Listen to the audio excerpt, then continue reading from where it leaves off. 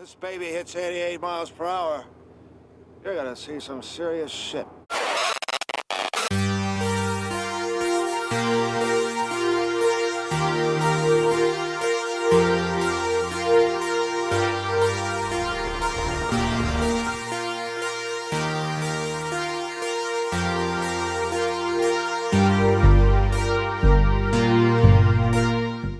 What's going on, ladies and gentlemen? Welcome to episode 28 of the Take One podcast.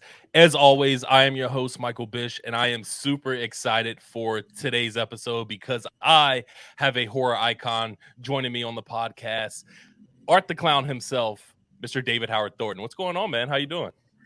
I am doing pretty good. How are you doing, man? Doing good. Can't complain. Can't believe it's already November. And It's spooky crazy. season has passed. I know. I know it's depressing. It's now we have to go into Christmas. Well, I have to admit, as a horror fan, like spooky season is all year round for me. Oh yeah, it's a Same year round here. thing. Yeah. But I do have to ask, what did you do for Halloween? Absolutely nothing. I did like parties all weekend with people. So the actual Halloween day or night, I just stayed in, put in Army of Darkness, ate some chocolates I got in the UK, and I was a happy boy. Oh, I love that, man. I love that. Did you recently take a trip to the UK? Yeah, I was out there a few weeks ago for the Love of Horror in Manchester. Nice. So yeah, it was my first time over there. So I was like, oh, that's nice. But what sucked is I had a sinus infection the whole entire time. So I'm still getting over the remnants of it, which sucks. But it's like when the weather's so wacky like it is here, it's hard to get better. Those are the absolute worst. So I have to ask, the success of Terrifier 2 has just been out of this world. I mean, I believe the budget was, I know, definitely less than $500K. I want to say I saw like around 250, and the fact that it's almost or right at 8 million has been absolutely phenomenal.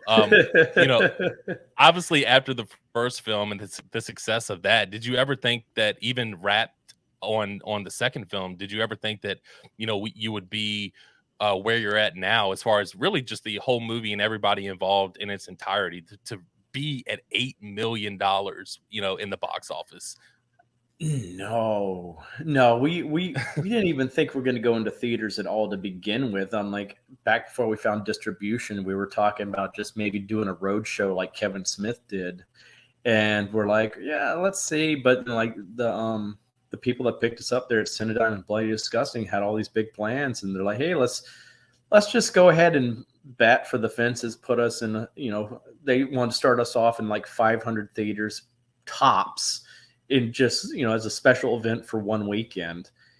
And it just snowballed from there because the demand from that first weekend, people were like, we want this film in our theaters. And the demand just kept going and going. So I think we're still in some theaters right now, which is insane after a month.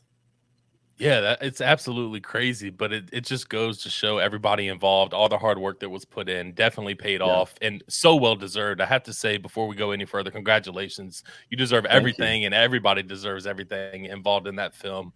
Yeah, I remember when it first came out, I saw it was only in my local theater for 3 days, and I was like, man, because I knew I was gonna like it. I was like, I know I have to go back and see it again. I just didn't have the time. But also what I loved is the fact that it didn't take long at all to end up on ScreamBox, which was phenomenal.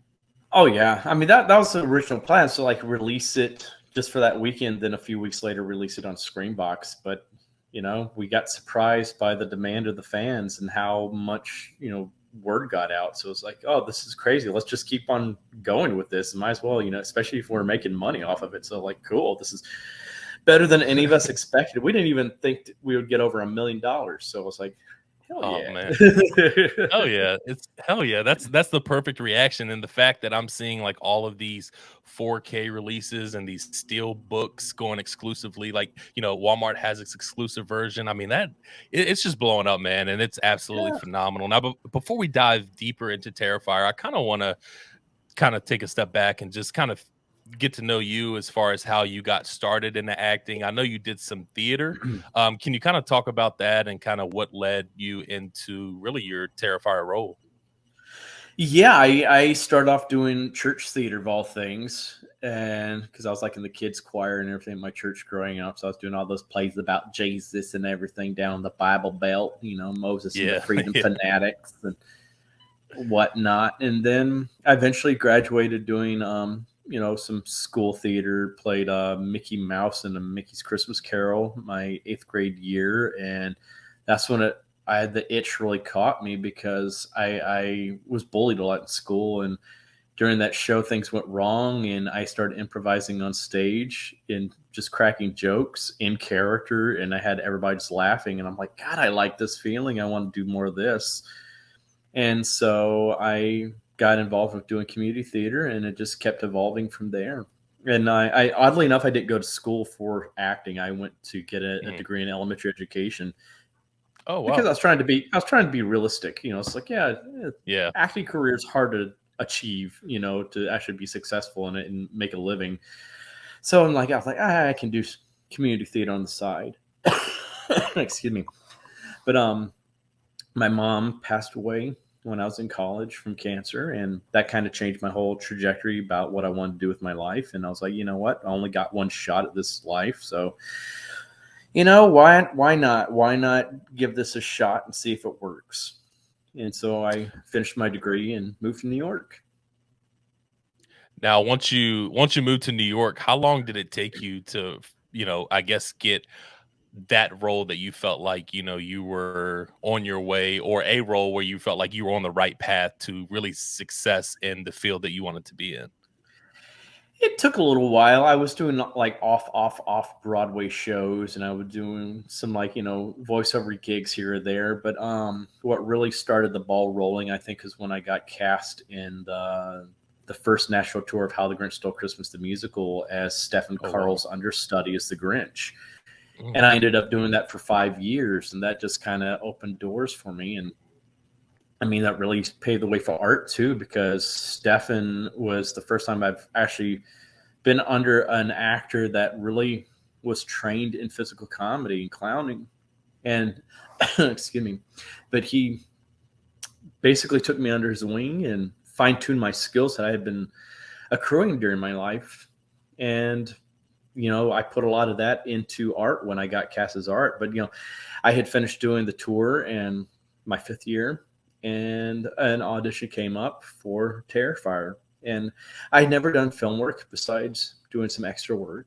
And I was like, this would be a great foot in the door for me. So why not give this a shot? And who knows what I'll lead to? Never imagined this. So it's like you just never know. Yeah, I mean, now when you think about, coming up in theater, is that something that you miss? Is that something you're still involved in here and there? How's that working as far as the theater? Because I feel like people who Yeah. come up in theater or deal with theater, they always have a true love for it. Oh, yeah, I definitely do. It's though sadly it's been about 7 years since I've actually been on the stage doing theater, and I miss it.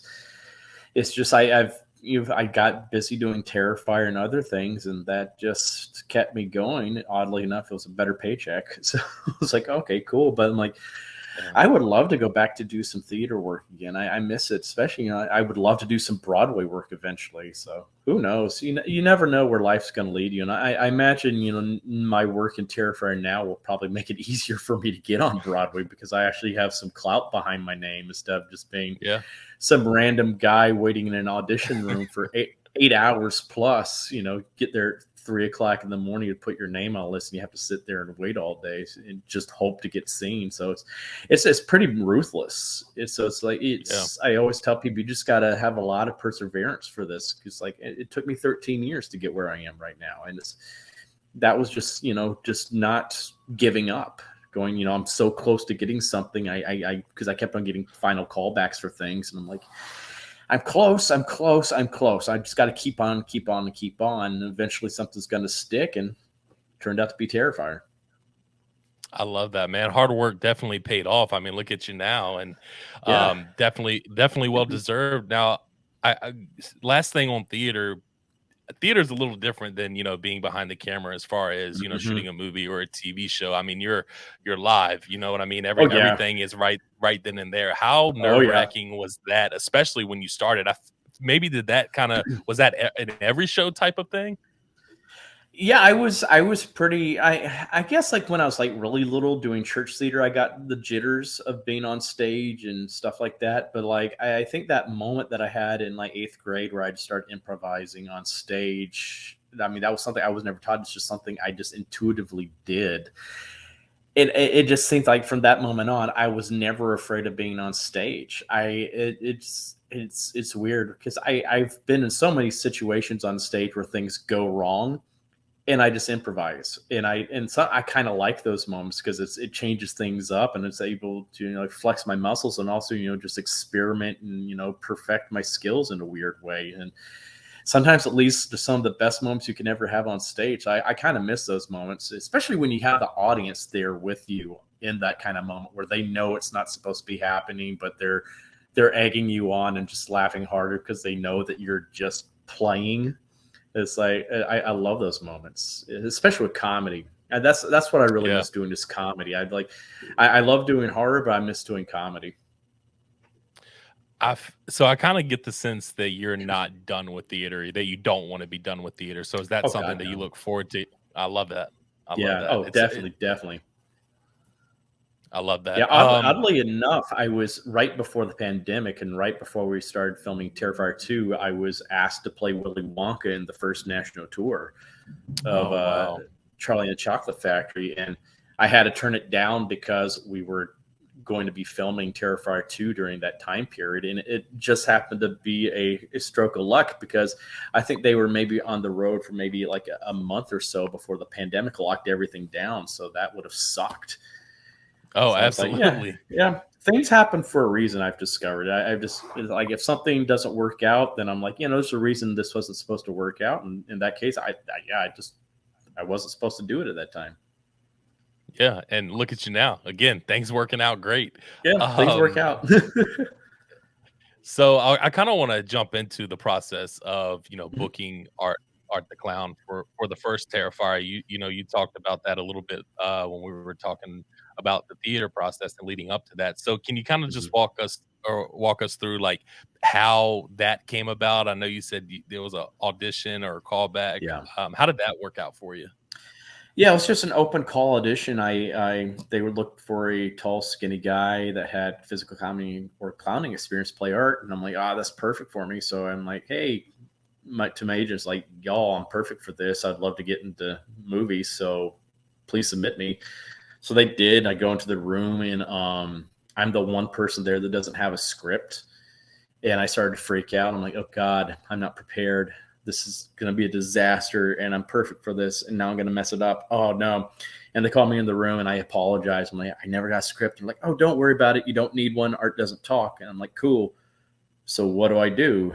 They're like, just improvise a scene where you decapitate a guy and you're happy about doing it. And that's why I was so glad I have my background in improvisation, because I was like, Yeah. I can just go with the flow in those things, and I turn off my brain and let whatever happen.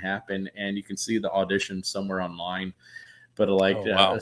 yeah, it's a cute little thing. I don't know where it came from, the dark recesses of my brain, but it ended up I decapitated a guy and you know, picked up his head and tasted it, didn't like the taste of it. So I put salt on it and seasoned it and liked it and did my own thing. And that's what got me the role. They asked me right there in the room to come back in for a makeup test. And that's very rare, especially in the film world. You usually go in for Yeah. multiple callbacks, especially for the lead role in the film. But I guess they knew right then and there that that's what they wanted for the part. So I lucked out.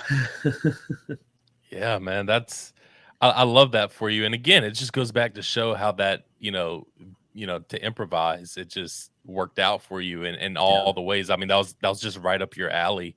Yeah. Now when you went in for the audition, had you always been a fan of horror movies, or this was kind of something that you were just dipping your foot in for the first time? I loved horror movies. I was late to the game because my mom was afraid of horror movies, so I didn't really watch them until like my senior year of high school and Scream 2 came out. But yeah, I wanted to do horror, but I never imagined I would do horror because I figured if I ever did horror, I would be like the Randy type of character from Scream that, is like, that would get killed off eventually. I never imagined I would be the villain. I mean, that was beyond my, realm of thought, because usually the guys that play the villains in slashers especially are big, huge, hulking monstrosities. And I'm like, I am not that. How tall are you? I'm 6'2". Okay, that's a good size. Yeah.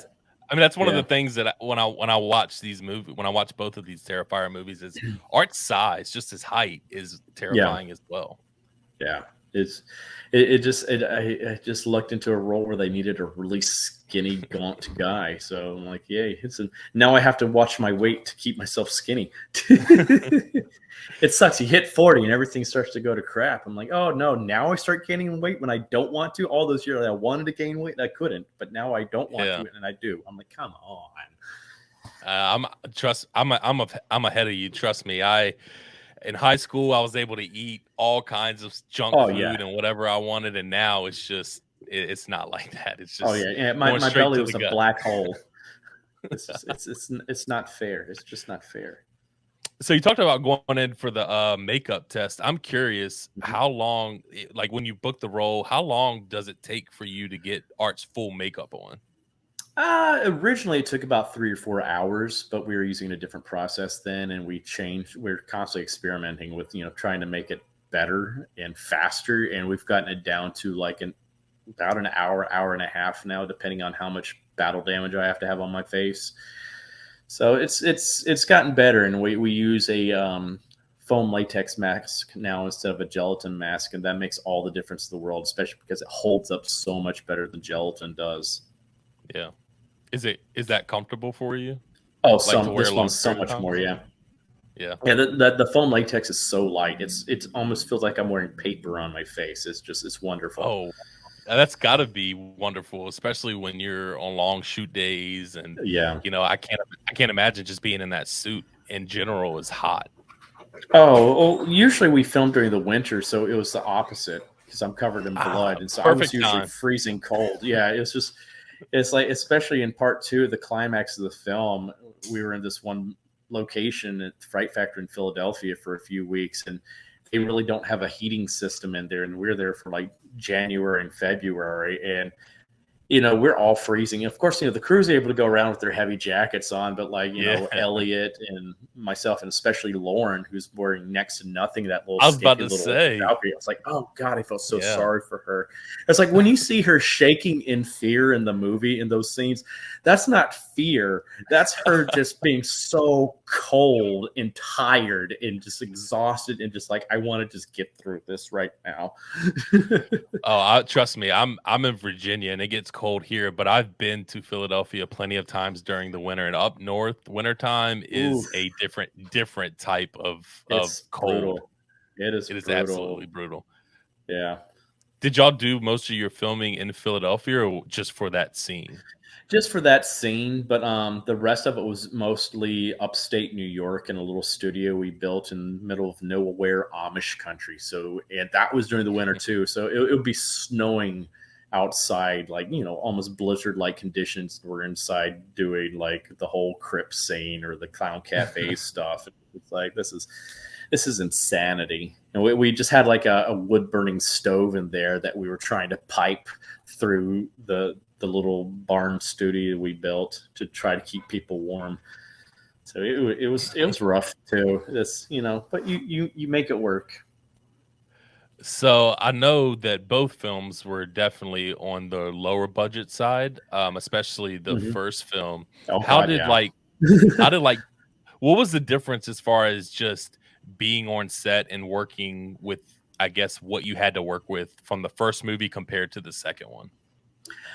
I think the second time we had more. I mean, of course, we had a slightly bigger budget. I mean, we didn't even have $500,000, but I mean, we still had a much bigger budget than the first film. We did the first film on $35,000, which is unheard of. But so we had that going for us, and I think we had, the team was a lot of the same team that we had for the first film, that we had some new people that were really good at what they did, and everybody was very dedicated to it. So I think we had a lot more confidence going into it the second time around, because we also knew what the audiences liked to see. And so yeah, it felt, even though it was tough again doing it all, I think we were having more fun this time around. Oh, absolutely. I mean, Terrifier 2, I felt like just takes another level. And what I love about the second movie, and even the first one, but the second movie, it wastes no time. That opening Hmm. scene in the second movie, it's like nothing has changed. We're going batshit crazy again. Art is Yeah. still this lethal, ruthless killer, and there's no hesitation at all from the Oh start of no. that movie to the end. Oh, exactly. And that was definitely what we intended to do. Was like, okay, we got to start this movie off with a bang. And we got, for those that are new to it, they're gonna know exactly what they're getting themselves into from that first scene going forward. So it's like, let's just start it boom with a crazy kill. And it was perfect because we're like, yeah, we got the corner. We can show what happens to that poor guy, and Yeah. God. Uh, I imagine how fun is it filming those scenes, and I also want to know how much of that is practical effects compared to any type of CGI. Oh, I would say it's a lot of fun. It's a lot of fun. It can be a little bit draining at too at times. So I mean, like I never really realized it watching so many movies where you see someone just stabbing, stabbing, stabbing. Like, oh, that looks simple, but when you're doing that for multiple takes, after a while, your arms getting like very tired. You're like, I gotta take a break. Oh God, I'm getting my cardio in today. But as for like how much of his practical effects, I would say about 95% at least. Mhm. It's all practical. Like there are a few cases where we would use a little bit of CG, and that was like the two places I know we use CG was with the decapitation with the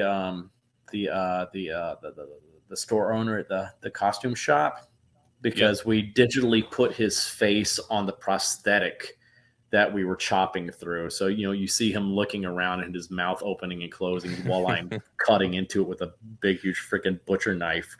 Yeah. And because you just can't do that, Of course. Yeah. otherwise. So it's like, yeah.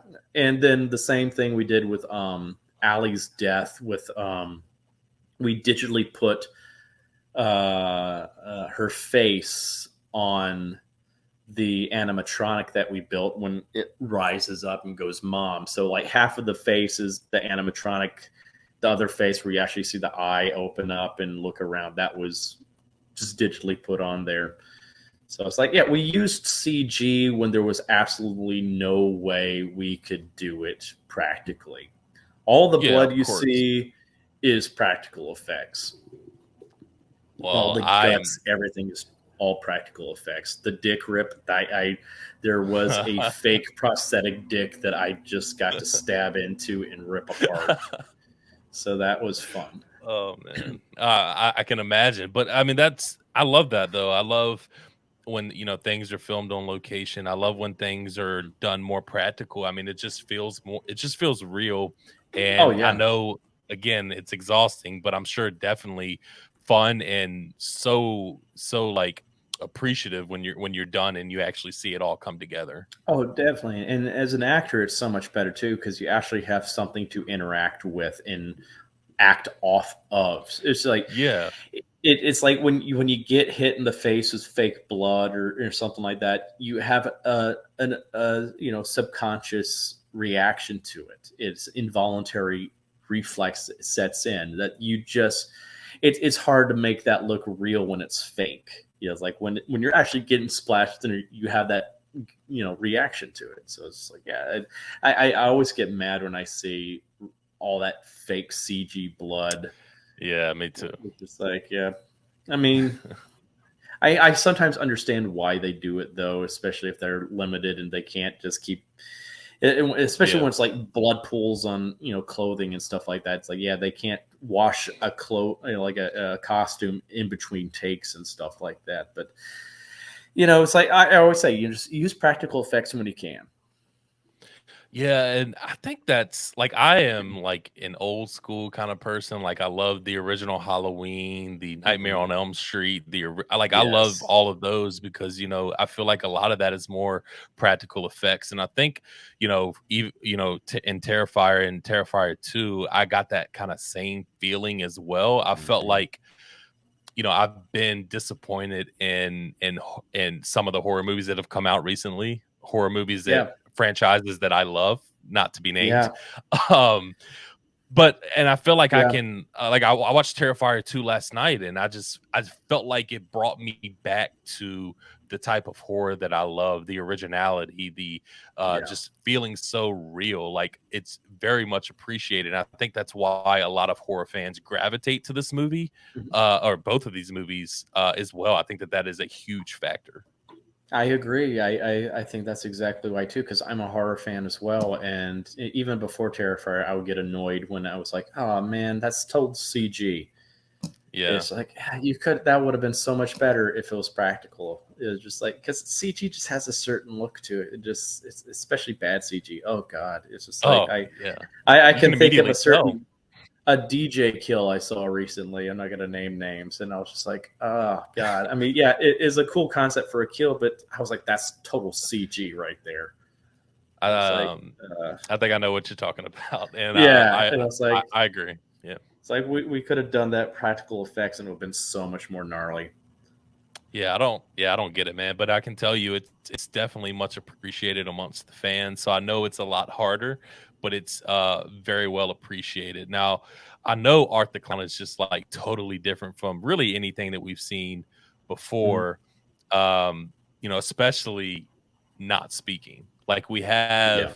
we have Michael Myers, but he has a mask, and Jason, he has a mask. Art the Clown, you're Mhm. seeing his face. The other iconic clown is obviously Pennywise, but he talks. I guess, how difficult was it for you? I know you have a background, obviously, in just improvising and kind of going with the flow when it comes to this, but like, how difficult was that to do in both of these movies? And did you kind of study any type of like horror villains or any type of actors to kind of prepare for this role? Oh yeah. Oh yeah. I mean, to me, it wasn't as hard as it might have been for other people because I've been a lifelong student, I guess you could say, of like physical comedy and like clowns and stuff like that. I mean, I was watching like Buster Keaton, Charlie Chaplin, Marx Brothers, Mr. Bean, all that kind of stuff growing up. Big fan of Doug Jones and Jim Carrey. So I love physical comedy, and I always wanted to play like one of those silent, mischievous Mr. Bean type characters. And I'd been practicing that. All the theater I was doing, I was usually doing a lot of children's theater. So I was doing a lot of slapstick and physical comedy, and I'm used to performing for an audience. So I'm used to exaggerating my movements and my facial expression so it reads the back of an auditorium or something like that. So it wasn't really that hard of a transition for me. I think that's where being a stage actor really benefited me. It's like that's just something I've been doing my whole entire life, and I finally got to bring it to life. But of course, I also base them off of a lot of the horror icons, because I kind of look at art as being like a mishmash of every icon that came before him. There's bits of Freddy and Jason and Chucky and Pinhead and Leatherface and Hannibal Lecter and Jigsaw and et cetera inside of him. And he's kind of like a love letter to the genre. I mean, we even put so many homages to all these other films in our films as well. It's just this is our love letter to the genre, and it's funny how I guess you could say you can tell we love the genre, and you can see that with other films too. You can tell when the people involved in making it love that genre and love what they're doing versus people that are just like, okay, well, this will make $20 million in the first weekend in the box office. Let's just go ahead and do this. Yeah, we know it's not going to be that good, but we'll still make 20 million. There's such a difference in quality between those type of movies. It's like you need to put the people that actually give a damn about the franchise or the genre in charge of doing it, and then you'll get something great. I mean, look at what James Gunn has done with DC properties. My God, he took, Guardians of the Galaxy for Marvel, something not many people knew about, and made it such a beloved franchise. Did the same thing with Peacemaker for DC, a character I didn't even know about, really. And now I'm like, oh my God, that show is brilliant. I'm like, but it's because he cares. And that's with Damien. He cares. He's a lifelong fan of this genre. He's literally named after Damien from The Omen. So this is something he loves. He knows about. He's like an encyclopedia when it comes to this genre. And he's got crazy ideas. I come to him with my own ideas. He's like, oh, yeah, that's fun, but I got a better idea. And he tells me, I'm like, holy shit, how do you come up with this stuff, man? And it's like, I just hope like maybe some of my ideas I pass on to him, inspire him to, he just embellishes on it and thinks something even grander with it. And I was like, I can't even think of the stuff he comes up with. It's just, but that's because he loves this genre. This is his thing. Absolutely, and you said it perfectly. I can't say it any better than what you did. The biggest thing is you can see it on screen, right? You can tell a huge difference. And I'm glad you brought Damien up because I do want to ask, what is it like working with him on set? Is he like super in the mode? Is he really laid back? You know, how is that relationship between you two on set? He's such a slave driver. No, I'm kidding. No, he's both super in the mode and laid back. He's such a unique type of director. I'm not used to working with directors like this because he's so super chill. Even when everything's going wrong and everybody else is panicking and freaking out, he's just like goes into the corner and just like, guys, I got an idea. This is how we do it. This is what we're gonna do. And I've never seen him lose his cool on set, and it's just I'm so used to temperamental directors and stuff like that. He's cool, and he's so actor friendly. He has his ideas about how he wants things to look, and would do that. But then sometimes he's like, okay, I've got what I want. Now let's see what you can do. And he's like, play around, go with it, and he's open to hearing other people's ideas, not even just the actors, but like someone on the crew has an idea for the scene. He's like, yeah, let's try that, see how it works. And sometimes it works. And we're like, hey, cool. That's a moment that wasn't in the script, but now we can add it into the movie. And it's awesome. He's very team oriented, I guess you could say.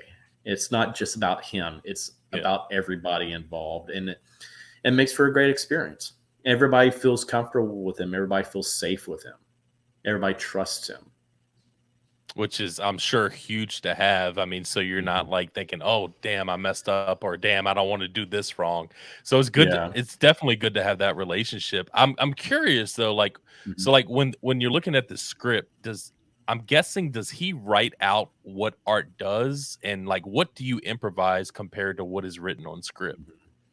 Sometimes he does, sometimes he doesn't. A lot of the times with the kill scenes, he writes out a description of what Art's doing because that's his thing. Horror is his thing. But when it comes to like the funny moments, like the costume shop scene, he writes a bare bones version of it. He's just like, okay, this is basically the situation, and Art plays. And he wasn't like that with the first script because he didn't know my style. But the second script, he's like, okay, yeah, this is like, he just writes, Art plays. Art does this. Art plays with glasses or whatever's on the thing. And then we figure that out when we're in the actual venue and I see what's around me. Same thing. It was kind of what the dinner table scene with, Barbara propped up there, the whole mashed potato routine. I had the whole entire routine's not even in the movie, but so it's like, it's one of those things. I saw what was there. And he had, okay, this is the thing. Elliot, Jonathan comes in, sees mom at the table. Art serves her mashed potatoes. But, he let me connect point A to point B. And that was a lot of fun. It was just like, I just looked around what I had with me, and I'm like, and especially seeing that apron, I'm like, oh my God, I didn't know I was going to be wearing this apron. This just gives me a whole new characterization I can do with Art right now. And I'm like, this is wonderful. I love this. And he's like, yeah, let's play. Let's just play. And it's got to be rewarding for you as an actor for, a great director to have, so much, I guess, faith and trust in what you do. I mean, obviously what you do is fucking phenomenal. I mean, you can just look at it on screen, but I mean, it's got to be a good feeling as an actor to have that, I guess, green light from your director and just that feeling of trust. Oh God, yeah. Because I've dealt with directors before that micromanage every little thing. And don't get me wrong, Damien will have those moments. I call them his Hitchcock moments where or not Hitchcock, but Kubrick moments where he's just Oh yeah. Small little things like, I remember like when we were doing the corner scene, just the placement of the instruments on the table. He would just minutely move the little hammer. He's like, okay, and he goes back. No, no, no, no, no, no. Okay, no, no, no. Okay, now I want your hand to come in at this angle and do this movement and stuff. So sometimes he knows exactly what he wants. Yeah. And I've learned to trust him. I'm like, yeah, he knows exactly how this needs to look for that moment, especially when it comes to the scary stuff. I learned that in the first film where Tara comes into the room and I'm just standing there frozen. And I read that bit in the script. I'm like, what the hell? How is this scary? This is weird. I just stand there frozen. Then I jump at her. I'm like, okay. And I'm in the moment. I'm like, I was doing it and I'm like, how is this good? I'm like, and like, is this? He's like, trust me, trust me, trust me. Wait till you see the playback and how it's edited together. I'm like, okay. And then showed me the playback. I was like, oh God, yeah, I see what you're going for. That is kind of freaky. Okay, cool. So creepy. And he knows his stuff. He knows his stuff when it comes to creepy and scary, especially. Yeah, and then I mean, that was I've talked to people when they have, they've asked me, because I've been talking about both of these films here a lot recently, especially after seeing the second one. And people, people who haven't seen it, they ask me, what's scary about it, and I just tell them like just the mannerism that Art is like. I'm glad you brought it up, just him freezing and staying there, like. Yeah. And a scene that sticks out to me in the first one is when we the first few minutes when we get to see Art, when he comes into the cafe and he just sits down and stares over at I mean, it's just a creepy moment, and that's the best way one of the best ways to describe Art in this movie. Very creepy. Oh God, yeah. But he's also good at coming up with those scenarios like that, the pizzeria scene or like the laundromat scene, and just putting a killer in situations where you're not used to seeing a slasher icon in. It's just like you've never seen anybody just go and do their laundry. You've never seen someone just, Jason or someone like that, just mess around with a bunch of props in a costume shop or something like that, just to fuck around with the victim. It's like, and that's stuff that Damien has come up with. It's just like he comes up with a situation, and I just play around with those situations. So he's really good about creating the sandbox for me to play in. Yeah, absolutely, and that relationship works perfectly, and it's well displayed on screen. I feel like Terrifier 1, the first film, I felt like was really Art's movie. Obviously the introduction to Art, it just was a brutal movie, showed exactly what Art was capable of. It felt like it was the movie that was, this is Art, we're going to make you fall in love with this character. And then which was phenomenal, and then we get this second film which is very character driven, and we get these new members, these new cast members that are absolutely phenomenal. Lauren Lavera is like, what she does on screen is like so phenomenal. And we talk about, I saw a tweet the other night, or it might have been last night, and I think somebody on the cast reposted it. It was saying the best final girl of the 2000s, and I have no argument in that. I mean, no, I don't either. And I'm not being biased. I'm just like, she's so good. It's that character's like, it's a character Damien had in his head before he even created Art, and he's been wanting to bring that character to life for a long time. And it's like when I first read the script, I fell in love with the character. It's like, oh my God, this is going to be a character. It's depending on how we cast this character is going to make or break this film, though, because so much of this film relies on the audience identifying and cheering for this character, because we wanted to set up someone that was going to be the yin to Art's yang, someone to actually go up against them. We want people cheering for him, and we lucked out with her. She is just like, is this This film was not a film that I could have carried by myself by any means. It couldn't have just been the Art the Clown show again. This film depended on that character and her performance, and Lauren knocked it out of the park. I mean, I had so many moments just on set where we would cut, and I was just like, God, you are so good. You are just, and she's like, I don't like, no, you don't understand. People are going to fall in love with you. It's like, she's like, I don't, I'm like, trust me on this. People are going to love you. You are going to be the next big thing when it comes to Final Girls. You are going to be huge. Trust me. Just you wait. Because I'm like, the performance is so, just what she does in that water tank, the acting that she's, because that's hard. What she's having to do underwater like that is absolutely insane.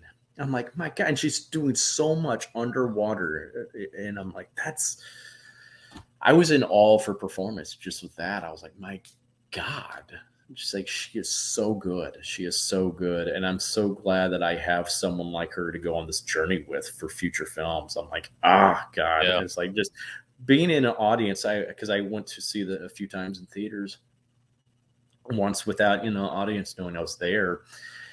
And hearing them cheer, the whole entire audience just cheer when she decapitates me at the end of the movie. I was so happy. I was so happy because that's what I wanted the whole entire time. When we filmed that scene, I was like, we want the audience to be cheering their heads off. We want them to be like, yeah, kill him, Yeah, absolutely.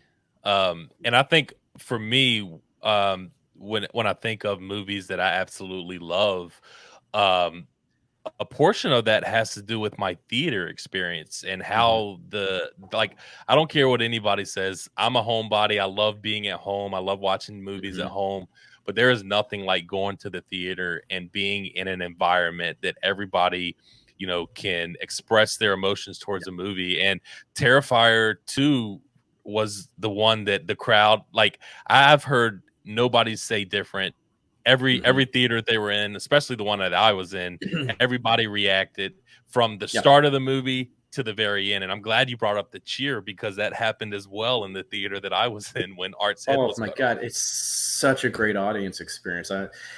I had like one time I was there and there was this guy behind me, and his reactions made the whole entire movie for me because he was so funny. He was just screaming and talking back. I'm like, this is exactly what the experience I wanted people to have in the theater, just that kind of where they just were talking back to the screen and yelling and screaming and laughing, and it was, oh my God, it just hearing applause at the end of a movie too. That's such a rare thing to just be in a movie and people applaud the end of a movie. I'm like, holy shit. Or like when with our mid-credit scene, just the big huge what the fuck people would let out in the audience when that happened, or just hearing someone just go, oh God, just that sound that they're about to throw up. I'm like, yes, that's what you want. And I'm glad you brought that up, because there was obviously reports of people passing out and feeling like they were throwing up, and people that did throw up. And major news people and credited news outlets ran with this. And it was a story. How does that make you feel as Art the Clown and somebody who's been involved in this film? Oh, it feels great because that was real. That was real reactions. That was not manufactured by our production team. We didn't have the type of money to do that kind of campaign. Those were real, genuine reactions. I mean, every single showing I went to, I would see people walk out during the alley kill. It's just like, and I had people sending me videos of that. I don't feel comfortable, showing those videos, but just people's reactions to things. Like this one guy looked like he was having a full-on seizure at one point. And I'm like, my God, this is real. And it's just like, it's such a cool thing to see because it's all happened so organically. Like the press that we've gotten from that it's been amazing. That never happens. Never. And it's all fans just going out. It's just seeing how it snowballed. And all of a sudden, they're talking about us on Drew Barrymore's show and The Talk and Howard Stern. And then Stephen King tweets about it. It's all because of that fan word of mouth. It's insane. So, how do you react when somebody like Stephen King gives this movie such high regards? We were in line to fly out to Manchester when we read that we're in security at JFK, and I let out this giant "What the fuck!" I just and Damien's like, "What?" I'm like, "Dude," and he both of us were just like trying, because we realized we're around so many people, it's especially kids, but we were trying to Yeah. contain our glee. But well, I was also trying not to, just because my legs almost kind of buckled underneath me, because I'm like, oh my god, I'm like, if you can get anybody's seal of approval, it's his when it comes to horror. So I'm like, holy crap. So yeah, that was mind blowing. That was just like, okay, we can't get better. We can't get anything better Yeah. than this. So, a couple more questions before we wrap up. Mhm. One of the things that I really like about Art as well is he'll use whatever at his disposal to kill. Mhm. I think when I saw the first movie and he used the gun, I was just absolutely shocked. Like, Yeah. because you don't see that, and I was like, oh, I No. love that. I love that. And the fact that y'all brought it up and took it to another level in the second one, I was like, oh, I love that. I Oh love yeah. that so much. It just shows that he's a character that you don't know what to expect from. Any second he could do something that you just don't expect. So you're always going to be on your toes around him. Absolutely. What was your favorite kill I would in say it's both movies? the alley kill. I just think that one's just so over the top and just Yeah. wow. It's just wow. Wow. Wow. It's the best way. It's the best way to put it. Yeah. Just Last wow. last question before I let you go here. Mhm. So you've talked about going to these conventions. I know at least 3 people personally who have your tattooed Art's face on their body. You're meeting all of these people. It is, David, I'm telling you, you are Art the Clown is a horror icon now amongst, the Freddys, the Jasons, the Michaels, which is really rare. There's that when it comes to horror icons, there's not that many out there. When you think about Mhm. all of the horror movies and slashers that there have been, so how gratifying is it to be mentioned amongst those and to be recognized as a horror icon? It's surreal, and it's very humbling, because it's something I never imagined would happen in my entire life, because those are the greats that I grew up watching and fearing for, my entire existence. And it still hasn't sunken in yet. It's something else. It's something else. It's because, especially knowing that we weren't a big Hollywood studio project, this is just something, a ragtag bunch of horror nerds put together. Yeah, it's just knowing that came from, all this has come from, a $35,000 low budget film is just unheard of, and it's very gratifying. It's very gratifying, and I'm very thankful. So well deserved. I know I said last question, but I do got to ask this because I saw you throw it in there a little bit. Future films, as far as Terrifier, is that something in the works or something that you can Oh God, even yes. discuss? Okay, Oh cool, yeah. cool. That's Oh all I yeah. I want mean, to I know. gotta That's all fight. I want to know. I gotta fight Jericho now. So it's like, we're Yeah, definitely doing. I mean, Damien's talking about, part three. The ideas he has for part three are so grand that he might have to yeah. separate it into 2 films. Which I'm like, that's Wow. great. Let's do it then. Let's Yeah. do it. Why not? I love that. I love that so much. David, listen, man, I appreciate you coming on the podcast. Congratulations Thank you. for all the success for you and the entire cast. It's so well deserved. From a horror fan, thank you so much for bringing true horror back to the genre. It was very much needed here in 2022, and I can't wait to see what Art the Clown has in store going forward. Well, thank you. Thank you for allowing us to do this. It's just like I said, it's the fans that made us what we are right now. So we're grateful to you guys. So thank you. Of course, of course. All right, everybody. That's going to wrap up episode 28 of the Take One podcast, and I'll see you on the next one.